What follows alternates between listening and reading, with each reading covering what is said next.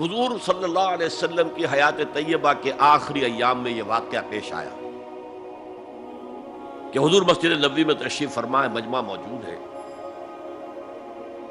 اچانک ایک شخص ظاہر ہوتا، شدید و بیاض ثیاب، شدید و سواد شعر، اس کا لباس انتہائی سفید صاف، کوئی اس پر دھبا نہیں، داغ نہیں، میل نہیں، بال انتہائی سیاہ چمکدار، گرد آلود نہیں، ولا یعرفہ احد منا، اور ہم میں سے اسے کوئی پہچانتا بھی نہیں تھا، کسی بھی ریت سے خاک سے بالکل آلودہ ہوئے بغیر بال ہیں، تو شاید یہ مدینے کا رہنے والا ہو، تو مدینے والوں میں سے کوئی تو ہوتا کہ جو اس کو جانتا پہچانتا، کوئی نہ کوئی تو گریٹ کرتا اس کو مجمع میں، آؤ آؤ ادھر آ جاؤ، میرے پاس آ جاؤ، کوئی نہیں۔ اور اگر براہ راست باہر سفر سے آ رہا ہے تو کچھ گرد آلود بال ہوتے، کچھ کپڑے میلے کچیلے ہوتے، تو لوگ حیران تھے۔ اور مزید یہ کہ اس نے سیدھا تیر کی طرح مجمع کو چیرتا ہوا حضور کے عین سامنے جا کر بیٹھ گیا۔ اب لوگ حیران ہیں، یہ ہے کون؟ اس کی یہ جرت، یہ جسارت، اور اس طرح دو زانو بیٹھا کہ حضور کے گھٹنوں کے ساتھ اپنے گھٹنے جوڑ دیے اور حضور کی رانوں پر اپنے دونوں ہاتھ رکھ دیے۔ اب سوال کیا، یا محمد اخبرنی عن الاسلام، اے محمد مجھے بتاؤ اسلام کیا ہے؟ حضور نے فرمایا وہی جو میں ابھی آپ کو حدیث سنا چکا ہوں، الاسلام ان تشہد اللہ الہ الا اللہ وان انا رسول اللہ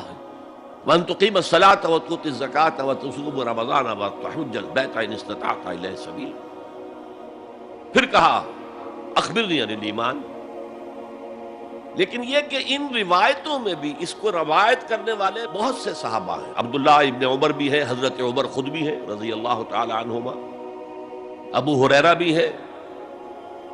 عبداللہ ابن مسعود بھی ہیں، چونکہ ایک مجمع میں واقعہ ہو رہا تھا نا، تو مجمع کے اندر تو بہت سے لوگ سن رہے ہیں۔ اگرچہ جیسے آج بھی ہوگا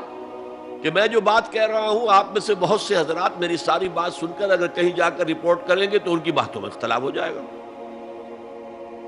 لہذا اس حدیث کی روایت میں اختلاف ہے۔ بعض روایتوں میں یہ ہے کہ پہلے پوچھا اخبرنی عن الایمان، پھر پوچھا اخبرنی عن الاسلام، اور یہ جو حضرت عمر کی روایت ہے اس میں ہے سب سے پہلے آپ نے پوچھا اخبرنی عن الاسلام، پھر دعا سوال آیا اخبرنی عن الایمان۔ اچھا، اس کے بعد ایک دو سوال اور بھی کیے، اب میں تفصیل میں نہیں جا سکتا۔ پھر وہ شخص چلا گیا، حضور نے کہا ذرا اس کو بلانا واپس، دیکھا تو کہیں بھی نہیں، زمین کھا گئی، آسمان چکر لے گیا، اللہ جانے۔ تب حضور نے فرمایا اوہ یہ جبرائیل تھے جو تمہیں تمہارا دین سکھانے آئے تھے، یعلمکم دینکم اذ لم تسألوہ، جبکہ تم نے اس کے بارے میں سوال نہیں کیا۔ اور یہ پہلی بار ہے کہ میں جبرائیل کو پہچان نہیں سکا، انسانی شکل میں وہ آئے اور میں پہچان نہیں پایا،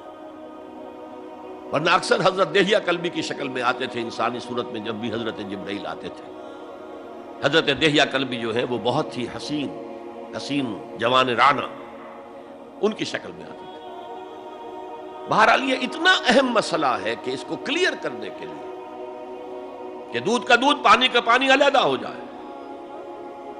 ایمان کیا ہے، اسلام کیا ہے، دنیا کا نظام اسلام پر ہے، ایمان پر نہیں ہے، آخرت کا معاملہ ایمان پر ہے، اسلام پر نہیں ہے۔ کوئی شخص مسلمانوں کا بہت بڑا قائد ہو، بہت بڑا لیڈر ہو، لیکن ہو سکتا ہے آخرت میں زیرو ہو۔ میں حدیث سنا چکا ہوں آپ کو، ایک شخص دنیا میں